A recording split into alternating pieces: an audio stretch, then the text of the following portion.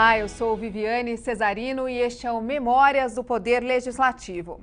O governo federal elegeu a educação como a prioridade das prioridades, mas os desafios ainda são muito grandes. Qual será, por exemplo, o papel do legislativo no avanço dessa questão? Para falar sobre as reformas da educação básica que começaram lá atrás, na década de 80, para contar as inovações gerenciais e pedagógicas que surgiram e, principalmente, para dizer qual é a situação do professor na escola pública hoje, nós convidamos uma das maiores especialistas do Brasil nessa área, a ex-deputada estadual Guiomar Namo de Mello. Guiomar é formada em pedagogia pela USP, fez mestrado e doutorado na PUC, pós-doutorado na Inglaterra e, entre tantas outras funções importantes, foi secretária municipal de Educação de São Paulo. Muito obrigada pela presença da senhora aqui no Memórias, é uma honra. Para mim também é uma honra, uma grande satisfação fazer esse depoimento. É difícil resumir todas as posições importantes que a senhora ocupou ao longo dessa carreira, mas a gente pode resumir tudo como professora, isso é um orgulho. É verdade. Educadora, professora é o que resume a essência de tudo que eu venho fazendo na minha vida, inclusive como deputada estadual. Conta pra gente, deputada, como é que começou esse trabalho, esse envolvimento com a educação? Eu entrei para a Universidade de São Paulo no curso de pedagogia e a minha carreira é muito longa, não é? Então dá a impressão que a gente já fez coisa demais, mas é que a gente também já viveu muito. Então quem vive muito faz muita coisa. Eu entrei na pedagogia e desde o início do curso de pedagogia eu entrei numa época que o movimento estudantil era muito ativo. Muito forte. Muito presente no Brasil, que foi nos anos de 60, antes da mudança de 64. E havia uma militância política muito grande no movimento estudantil e eu me engajei desde muito cedo, praticamente desde o primeiro e segundo ano da faculdade. Uma coisa natural, assim. Foi uma coisa natural, quer dizer, eu e muitas outras pessoas, muitas delas que ainda estão aí ativas na política, nós participávamos intensamente de movimentos populares de cultura, de movimentos de protesto, de passeatas, de marchas, né? E isso foi num crescendo, obviamente, depois de 64, com o golpe militar houve um fechamento muito grande, quer dizer, mudou muito o estilo de participação, né? Nessa altura eu já estava casada, já tinha filhos pequenos, em 64, mas eu permaneci militando no momento em que só havia a Arena e o PMDB. Eu militei no PMDB durante muitos anos e depois participei de todo o processo de democratização, né? Que é esse processo de democratização que começa primeiro com a Nova República, depois o movimento das diretas, depois a eleição do Tancredo, a morte do Tancredo. Quer dizer, há uma longa história política no país, né, ao longo desses anos, e a minha geração foi uma geração muito presente, né? Sobretudo nós que tínhamos já começado no movimento universitário, que éramos os privilegiados daquela época, que tínhamos tido acesso ao ensino superior, num momento em que tão pouca gente tinha. A minha geração é uma geração muito presente. Então, todos esses momentos políticos, quer dizer, eu estava lá em todos os comícios da Diretas, eu estava lá, inclusive, no comício do dia 31 de março de 1964, assistindo a história de pertinho. Naquele famoso comício das reformas, com João Goulart, Almino Afonso, que felizmente ainda está com a gente, né? Era ministro do Trabalho, eu era muito jovem, aquela turminha do gargarejo ali, mas eu já estava. Então, esse engajamento político foi num crescente, foi num natural, e sempre interessada nas questões da política educacional, né? Isso que eu ia perguntar, para fazer oposição é importante educação. Pois para a oposição e para a construção, né? Quer dizer, talvez até mais para construir o país, independentemente das grandes polarizações políticas, né, a educação é o único instrumento que você consegue, que você tem às mãos para ter um país desenvolvido, rico e sustentável, né? Rico, justo, né, integrado. Não há outro caminho senão a educação. Isso não sou eu mais que digo, quem era da educação já disse muito isso antes, mas hoje todos os empresários, os economistas, todas as pessoas importantes da nossa sociedade hoje reconhecem que o caminho da democracia, da verdadeira democracia e de um desenvolvimento sustentável é a educação, né? Então, hoje, eu acho que, ao longo de todo esse caminho, uma das coisas que eu vejo com muita satisfação é que a educação passou a ser da agenda da sociedade. Ela não é mais daquele grupo de militantes que defendiam a educação. Hoje, ela com tudo que possa ter de positivo, eventualmente de negativo. Com todas as opiniões que vêm de todos os lados. Claro, é um panorama que fica muitas vezes confuso, mas o importante é que ela está na agenda da sociedade, dos movimentos sociais, dos políticos, dos empresários, dos tomadores de decisão, dos formadores de opinião, né? Então, hoje, a educação faz parte do noticiário, ela já não é mais, não aparece só naquela parte do cotidiano, ela também aparece na parte do poder, né? Deputada, como é que esse pano de fundo todo, então, da história do país, que a senhora viveu de pertinho, a luta pela democratização, principalmente, influenciou a senhora na questão do estudo mesmo, dos temas do mestrado, do doutorado? Tinha já ali, pendia para uma área que justamente queria saber qual a influência do processo político no aprendizado da gente? Acho que sim, quer dizer, eu acho que na área da educação, você pode reconhecer desde aquele momento duas posições entre todos os que defendiam a educação, mas duas posições que não eram totalmente antagônicas, mas que marcavam espaços políticos diferentes, né? Uma posição que achava que a escola não é o caminho, porque a escola é da classe dominante e a educação tinha que ser feita fora, né? Em outros espaços que não aquele que não a sala de aula? Que não a sala de aula, que não aquele que é do Estado, digamos assim, né? Ou regulado pelo Estado, ou mantido por ele. E um grupo que sempre achou, no qual eu sempre me incluí, que a escola é o lugar do conhecimento. E o conhecimento é fundamental para que as pessoas aprendam não só a votar, mas principalmente a pensar, né? A analisar, a criticar. Então, a gente sempre defendeu muito o conhecimento, sempre defendeu esse papel da escola como um lugar da instrução, o lugar do ensino, né? E isto também demarcava uma certa diferença dos grupos que tinham uma origem mais religiosa, que sempre também viam a escola como um lugar de formação, digamos assim, de valores espirituais ou religiosos, né? Morais não, porque eu acho que em ambos os casos existe uma preocupação moral, né, com caráter, com os valores de respeito humano, de justiça social, mas com uma nuance que às vezes difere um pouco. Esses grupos todos estavam muito associados quando eles eram em oposição à ditadura, né? Então, todo mundo era contra a ditadura, a gente não tinha muito tempo... Tinha um ideal comum. E não tinha muito tempo de ser a favor só de alguma coisa. A gente era predominantemente contra, né? E era o momento de ser contra. Depois, com a abertura democrática, é claro que essas outras posições foram se consolidando e demarcando espaços diferentes, mas também pautando muito o debate, né? Do qual eu nunca me furtei. Eu sempre estive presente nos debates, nem sempre com as posições mais simpáticas, mas sempre presente nos debates. E os meus temas Por que a senhora fala isso? Porque qual posição, por exemplo, a senhora foi contra, que a maioria era a favor? Eu fui das primeiras pessoas que percebeu que o corporativismo do professor tinha que ser enfrentado sem grandes melindres políticos. Sempre fui. Entende?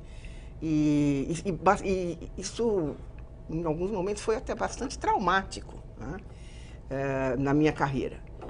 Eu sempre fui da posição que você tem que combater o clientelismo, venha ele da direita ou da esquerda. E não é fácil você dirigir uma secretaria resistindo aos apelos do clientelismo, do corporativismo. É bastante difícil. Porque, na opinião da senhora, isso atrapalhava no quê? Eu acho que não é que isso atrapalhava, isso ainda atrapalha. Ainda atrapalha? Não é? Isso ainda atrapalha. Quer dizer, você tem um país onde a carreira, por exemplo, do professor, até hoje, e com a democratização isso piorou, não melhorou, não é?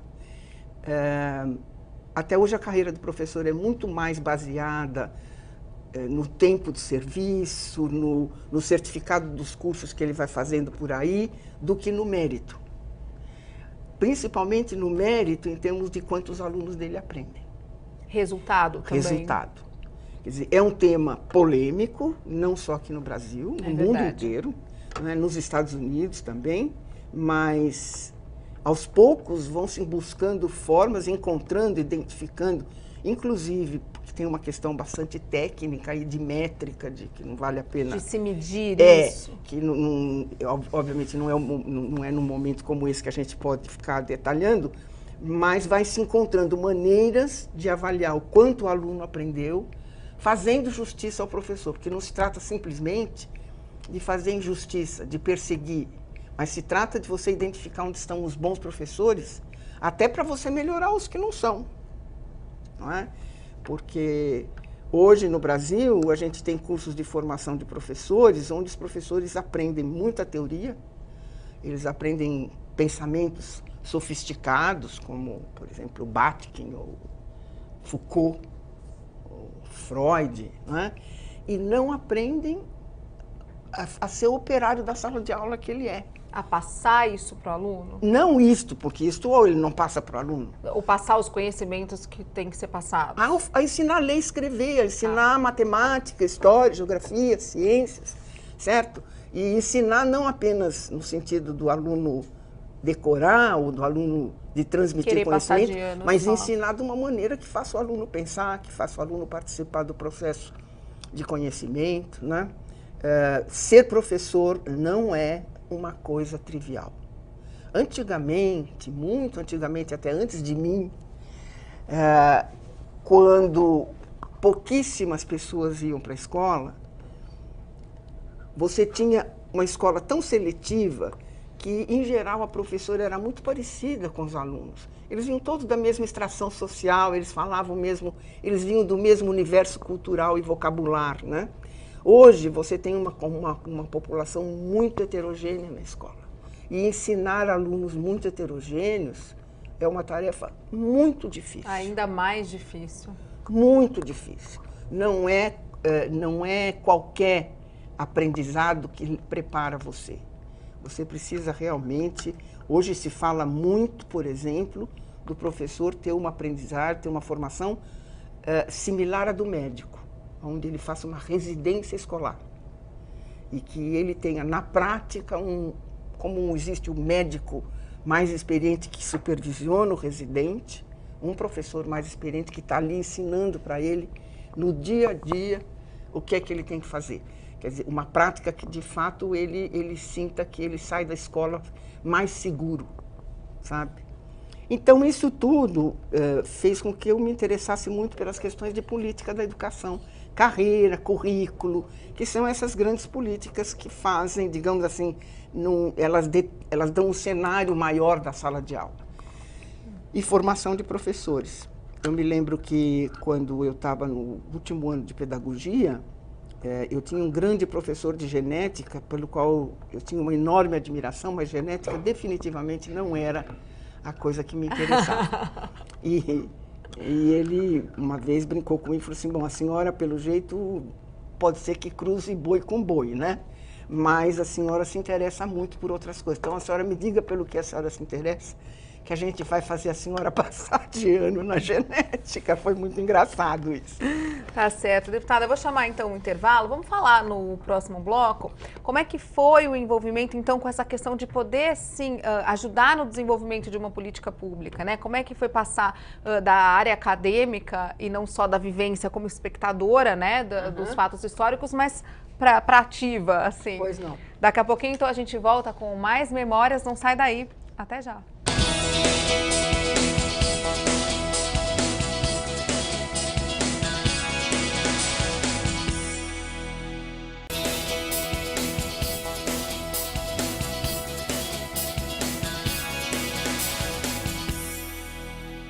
Voltamos com Memórias do Poder Legislativo, que hoje entrevista a ex-deputada estadual Guiomar Namo de Mello, que tem uma carreira toda voltada para a educação. A gente estava contando, então, no primeiro bloco, como é que foi o envolvimento, né, da senhora com essas questões. Quando é que recebeu um convite para falar? Vai assumir um cargo e eu quero que essa responsabilidade seja sua. Bem, nós participávamos dentro do PMDB, então PMDB, de vários grupos de discussão. E havia um grupo onde estava muito presente o Mário Covas, que naquela época, antes mesmo dele ter reassumido seus direitos políticos. Nós nos encontrávamos, a ligação com o Mário Covas vinha através do então meu marido, que era santista, e do amigo dele, Arnaldo Madeira, que está aí até hoje, que foi um político muito importante ao longo desses últimos anos. E nós participávamos intensamente de um debate sobre como conduzir o processo de abertura política, né? E o que fazer quando essa abertura política acontecesse. Isso nos envolveu diretamente em processos eleitorais, mesmo dentro do PMDB. Quer dizer, eu trabalhei para vários candidatos do PMDB, por exemplo, o Alberto Goldman era um candidato, foi um político para quem eu trabalhei várias vezes.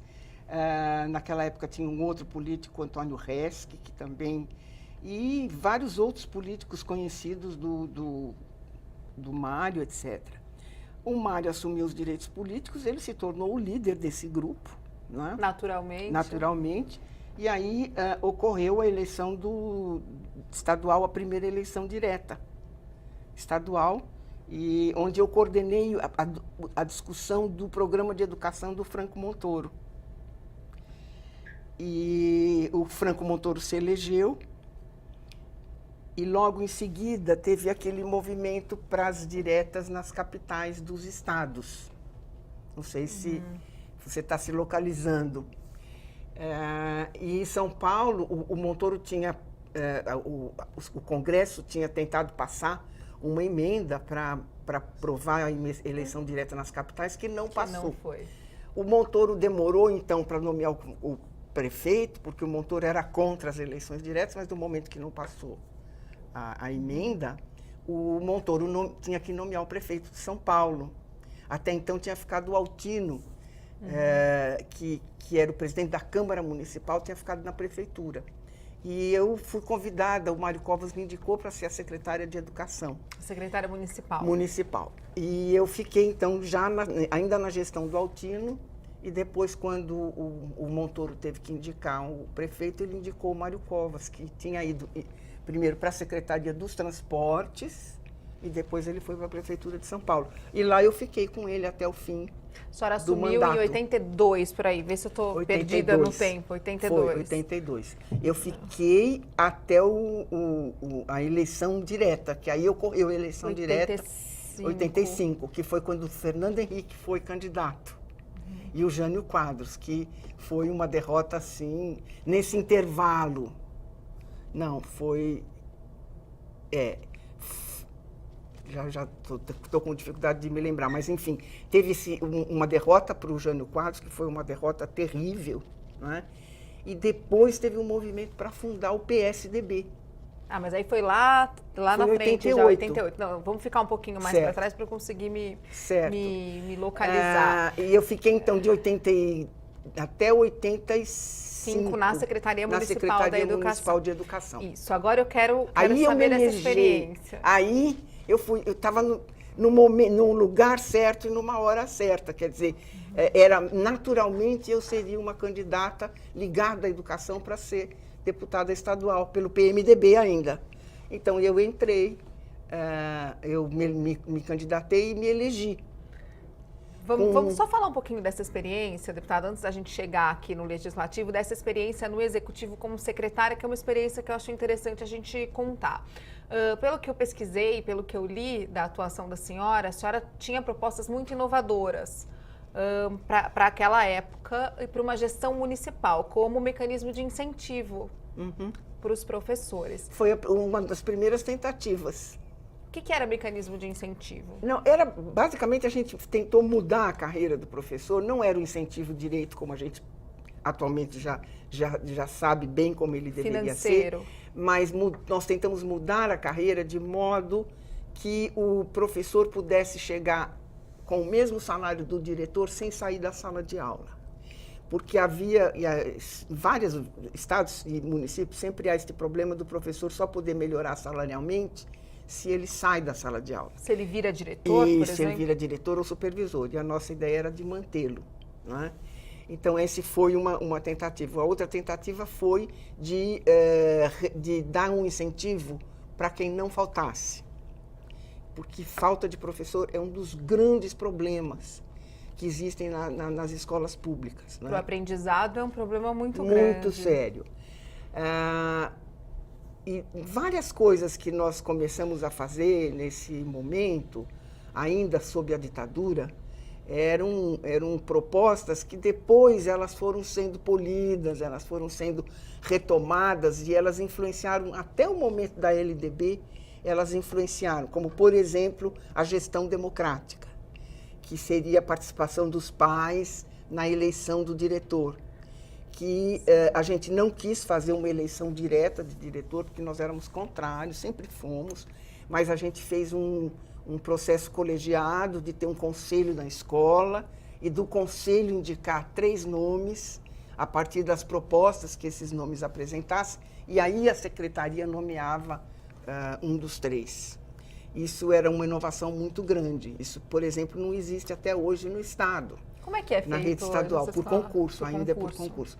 São Paulo teve, fazendo um parênteses, isto porque São Paulo teve uma posição muito revolucionária quando introduziu o concurso, porque o Brasil, dos anos 50, ninguém fazia concurso, para nada. E para a educação, muito menos. Era tudo na base do compadrio. Então, meritocracia zero mesmo. Então, São Paulo introduziu o concurso.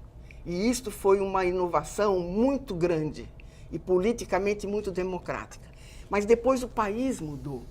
Existem hoje processos de escolha de diretores muito mais democráticos do que o concurso. Mas é muito difícil hoje mudar o concurso. Porque o concurso, veja, o concurso ele foi importante naquela época, mas ele tem um defeito. No momento em que o indivíduo entra por concurso, nunca mais se tira. É verdade. Certo? E mesmo que ele seja ineficiente, etc. Só se foi assim, uma aberração que ele tenha feito. Muito justa causa e que ele sai. Entendeu? Fechando, então, esse parênteses do negócio de eleição de diretor, a gente criou esse mecanismo. Nós criamos um mecanismo de não ter, de ter uma escolha mais democrática do supervisor, das escolas participarem da escrita do seu regimento interno. O regimento interno é uma coisa discutida pelos professores e pelos funcionários e tal. Então, todos esses processos, que são tentativas ainda tímidas de democratização da gestão escolar, eles já estavam presentes. Aqui em São Paulo, em Recife, que foi uma secretaria municipal que também, naquele momento, teve um papel inovador na mão do próprio PMDB de Recife, e creio que em Belo Horizonte também. Nos estados não, porque não tinha eleição direta para governo. Mas era um embrião, onde se podia testar o que vocês acreditavam que poderia melhorar a gestão e tornar mais democrática. E esta questão, por exemplo, da democratização, da gestão democrática, ela foi parar na Constituinte e depois ela passou para a LDB, que nós temos hoje. Viraram ideias. Viraram assim, coisas meio consensuais, digamos assim. Olha só. Não é? Então, é interessante de ver. Foram algumas secretarias municipais que foram muito pioneiras nisso. Então, agora eu entendi o que a senhora falou no outro bloco. Quando a senhora falou que era contra o corporativismo e que foi difícil lutar contra o corporativismo dos professores, foi lutando com essas ideias que promoviam a democratização nessa gestão dentro da escola. E que promoviam também, quer dizer, que o professor e os diretores, etc., que eles sejam...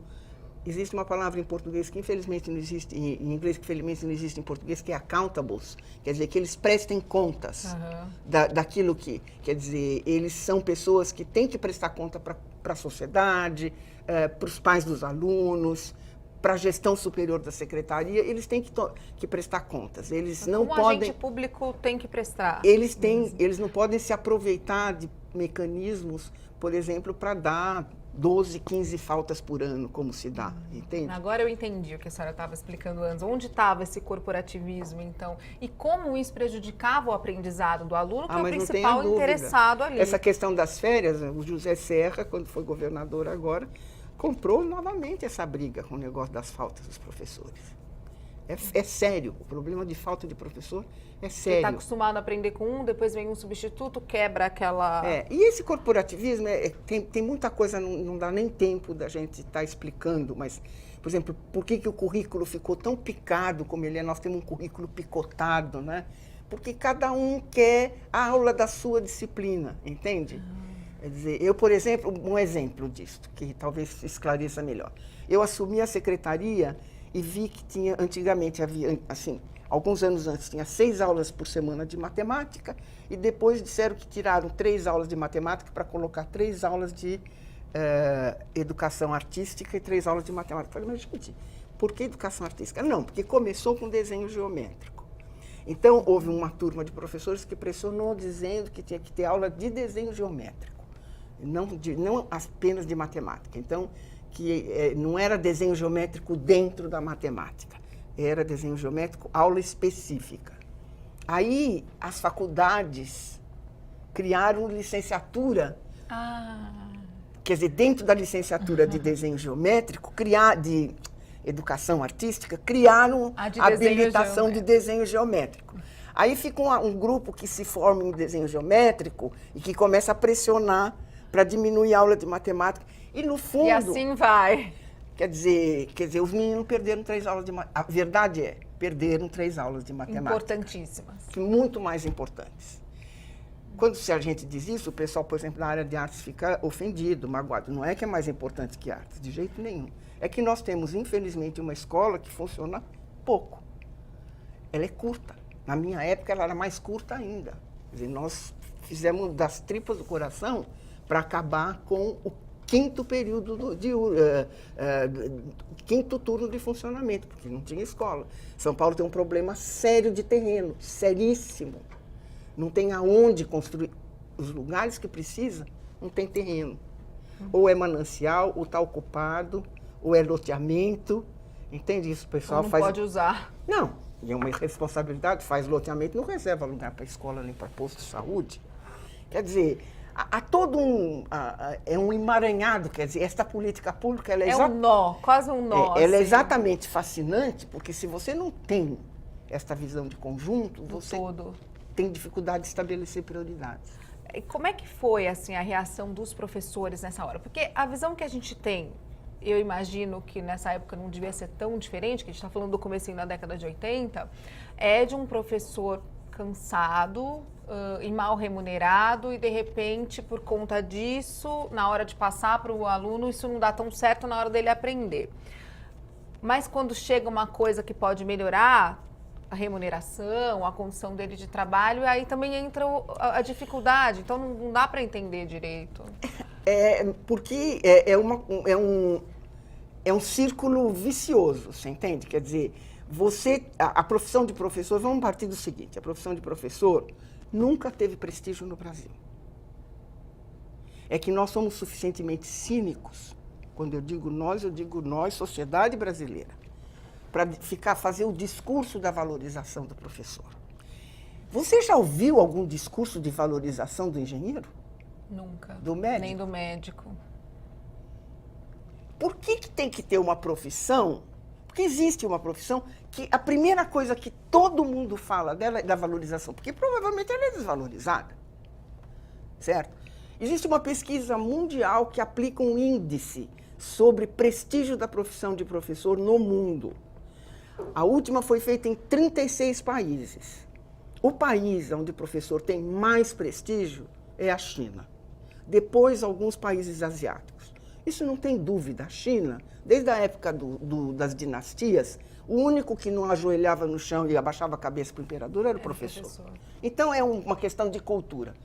Mas os países, assim, você vê os países que estão melhor nos índices de aprendizado do aluno, são os países onde os professores têm mais prestígio.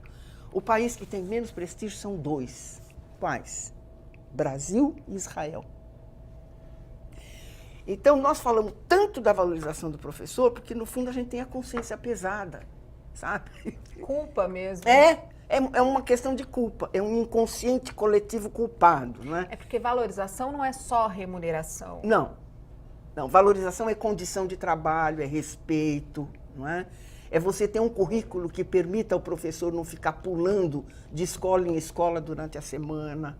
É você ter uma escola que acolhe, que tem espaço para ele estudar, você ter horário para ele estudar, coisa que agora tem, não tenha dúvida, isso foi uma conquista importante.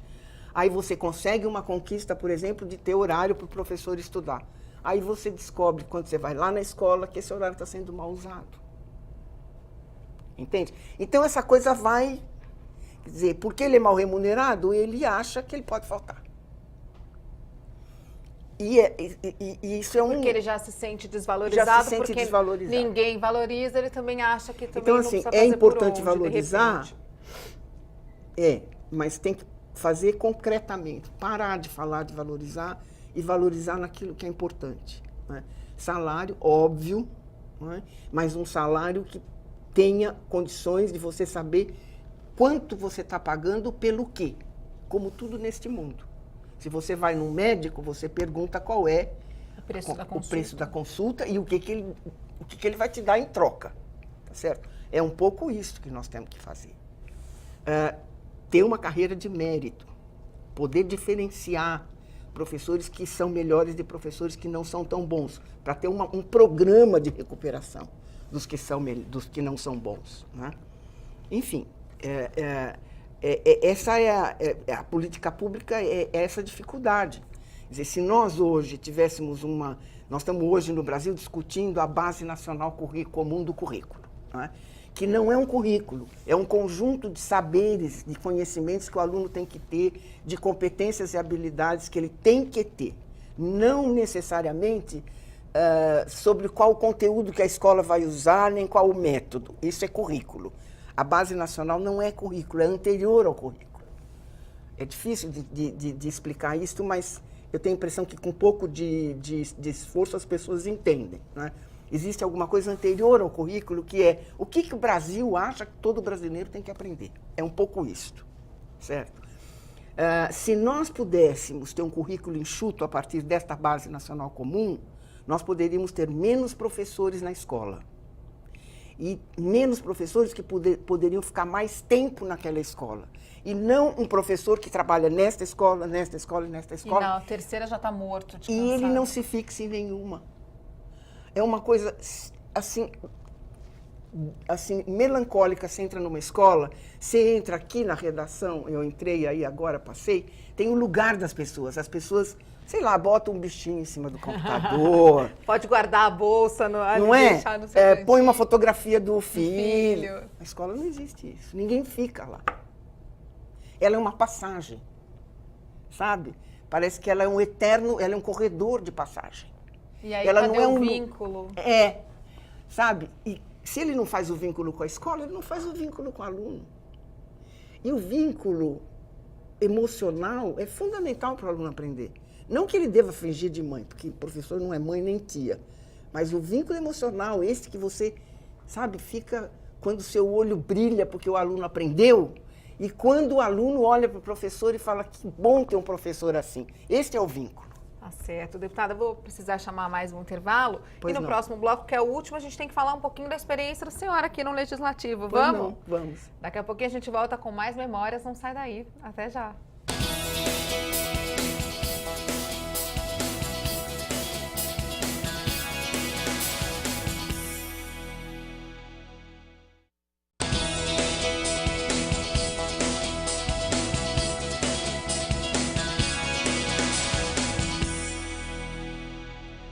Que bom que você continua com a gente aqui no Memórias do Poder Legislativo.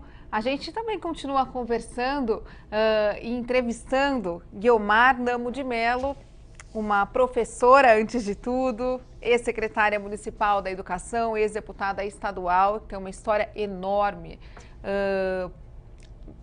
dentro das políticas públicas de educação no Brasil. Vamos contar um pouquinho da fase aqui do Legislativo, porque a gente foi se empolgando, né, e falando de tanta coisa. A senhora foi eleita deputada estadual em 1986. Isso. Iniciei meu mandato pelo PMDB, depois participei do grupo que fundou o PSDB. Olha, o Legislativo, para mim, foi uma coisa, assim, completamente fora da minha trajetória, porque o Legislativo é, antes de tudo, um lugar da generalidade. Quer dizer, o deputado tem que estar ao par e tem que trabalhar com muitos assuntos. Eu sempre fui uma pessoa de um assunto só. Então, eu posso dizer para você que minha passagem pela Assembleia foi também quase que uma universidade, porque eu aprendi desde privatização até sistemas hídricos, quer dizer, temas que a privatização da VASP passou pela Justo por Assembleia. essa época. E depois a Constituinte, que foi de uma riqueza enorme, ainda que eu fosse presidente da Comissão de Educação dentro da Constituinte, todos os trabalhos.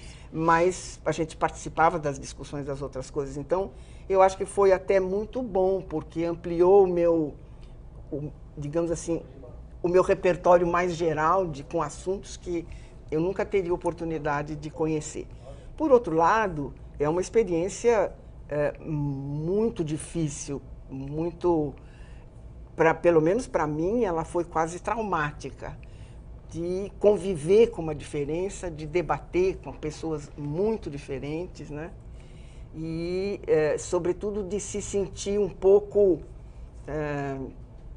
não sei, quer dizer, fora do lugar da decisão propriamente dita, né? Eu acho que ainda no Brasil a decisão está muito na mão do Executivo, né? E eu tinha passado pelo Executivo, então eu tinha tido uma experiência. Eu tinha ficado assustada com quanto numa secretaria você pode decidir, você pode mandar, e aqui eu fiquei exatamente o contrário, assustada em quanto realmente o Legislativo inverso é verdadeiro. Então, acho que tudo isso foi uma experiência de vida muito importante, além das pessoas que eu conheci aqui, que eu fiz grandes amizades e descobri que a divisão partidária não é exatamente uma divisão de caráter. A divisão partidária não separa os bons dos maus. Os bons e os maus são separados de outro jeito, não passa pelos partidos. De que jeito? Eu acho que tem gente que tem bom caráter e mau caráter em todas as áreas políticas. É incrível. Eu fiz grandes amigos aqui de vários partidos. Do PPS, do então... Qual era o partido do Maluf naquela época? Eu até esqueço, é tanta sigla. O PP? Já era o PP? Acho que sim, não me lembro. PPB? Do PT, e também ganhei grandes desafetos em todos os partidos. Por conta desses embates aí? Por conta desses embates, por conta, muitas vezes, do dogmatismo, do sectarismo do PT e do fisiologismo de outros partidos. Naquela época o PT não era fisiológico, hoje ele é. Eu li uma entrevista da senhora comentando as eleições do ano passado, as eleições presidenciais, em que está dizendo que a senhora abandonou a política. Não, eu não abandonei a política eleitoral. Isso, porque por conta que o partido tem dificuldade de fazer a oposição, mas me chamou a atenção essa frasezinha. Política é um jogo para profissionais, não se vai para frente sem quebrar ovos, por isso eu desisti. Eu cheguei à conclusão que eu não era profissional da política. Eu posso ser profissional de muitas outras coisas, da política não. Mas por quê? O que, Da que te política incomodava nessa hora? Eu acho que o que incomoda muita gente até hoje, quer dizer, se você vê a negociação com a base parlamentar, por exemplo, não é? Agora, por outro lado, por mais oposição que hoje eu seja e eu sou, eu tenho que reconhecer que se não tiver negociação com essa base parlamentar, não governa. Então, é parte da democracia, quer dizer, eu acho que a democracia, o jogo democrático envolve isto.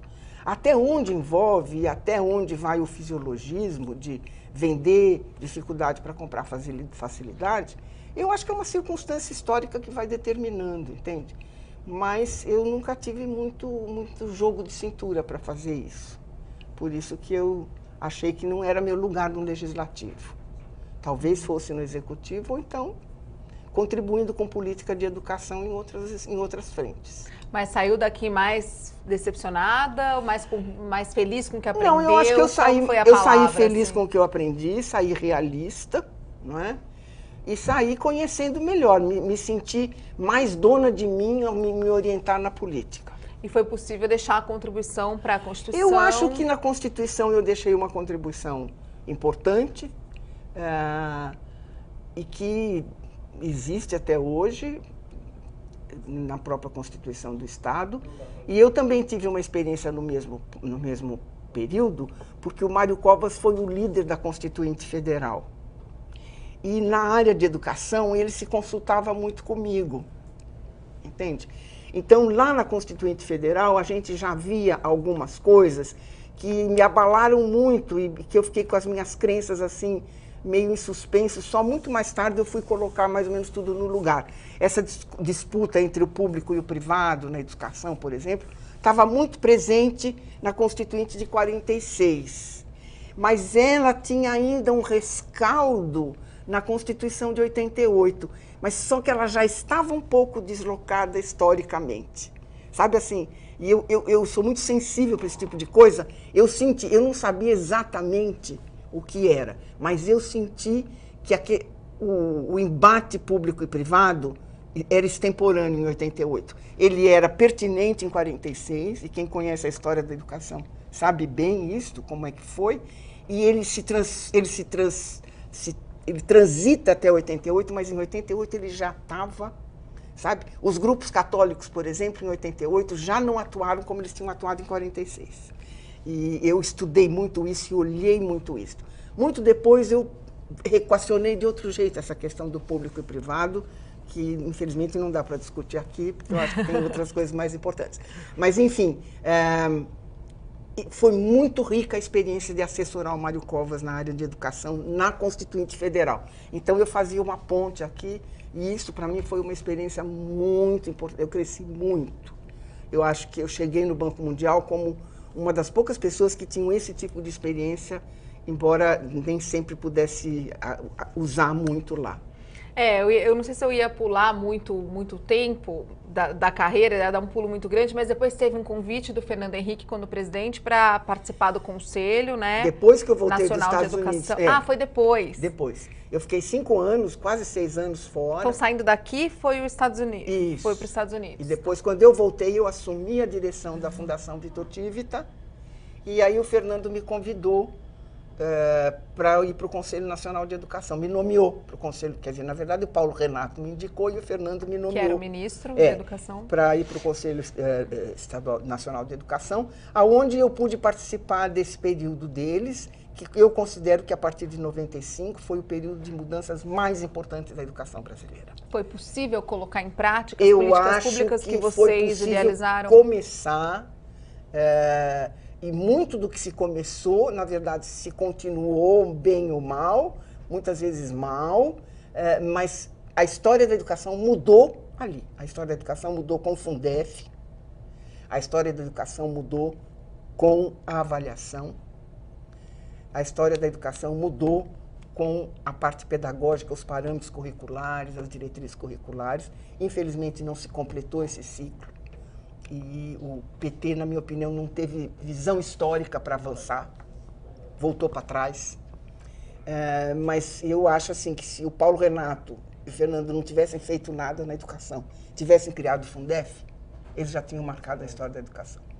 Qual é a opinião da senhora quando existe uma quebra de continuidade por conta de uma política? Muda-se a gestão, muda-se o partido. É uma e tragédia. aí uma política pública que começa é perdida no meio do caminho. Eu acho que isso é um sinal de uma democracia ainda muito imatura, porque algumas políticas públicas deveriam ser políticas de Estado, aonde a alternância de poder, ela afeta, eventualmente, aspectos, mas ela não afeta a essência da política. A continuidade dela. Aquilo que são os seus princípios básicos. Isso ainda está um pouco frágil, na opinião da senhora? Muito. São políticas Partidárias, partidárias, pelo menos assim. Na área da educação está bastante, e isso não só no nível federal, no nível de cada estado, no nível de cada município, e eu te digo mais, com o mesmo partido.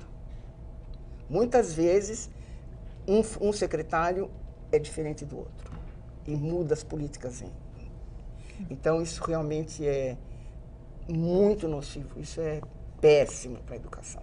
No caso da educação, que é uma política de longo prazo, que precisa de tempo para amadurecer. Por exemplo, toda essa parte de currículo, que o Paulo Renato, a gestão do Paulo Renato avançou até os parâmetros e as diretrizes, deveria ter sido continuada para frente, para a discussão desta base nacional comum do currículo, porque parâmetro não é currículo, diretriz não é currículo. Tinha que ter ido para frente. O PT resolveu escrever as diretrizes de novo. Sabe? Então, é um retrabalho para ficar inventando o que não dá para inventar mais, em vez de avançar. Quem levantou o problema da base nacional curricular, da base nacional comum, não foi o governo. Foram agora as ONGs, que hoje elas representam, na minha época, nesta época elas não representavam tanto, hoje elas têm muita força na área da educação, e elas é que estão pautando esse debate, entende? E o governo comprou esse debate, ainda bem, certo? Só que quando o governo compra, nem sempre ele compra nos termos que o debate está sendo feito. Mas, enfim, este é o preço. Apesar de tudo, não se inventou nada melhor que a democracia. Então, a gente tem que avançar. Ufa, ainda bem. Deputada, muito obrigada pela entrevista, obrigada por ter falado disso no final, que não se inventou nada melhor que a democracia, porque isso é o que a gente sempre tenta conversar aqui no programa com os ex-deputados que vêm, apesar de tanta gente criticar ainda, né, a nossa democracia. Que pena que a gente não tem mais tempo para falar dos trabalhos todos e fazer um balanço, né, da educação hoje. É uma pena, mas eu espero que a gente esteja no caminho certo. Se por acaso precisar, eu posso voltar. Muito obrigada pela entrevista. É isso, Memórias volta na semana que vem. Muito obrigada pela sua presença e até a próxima.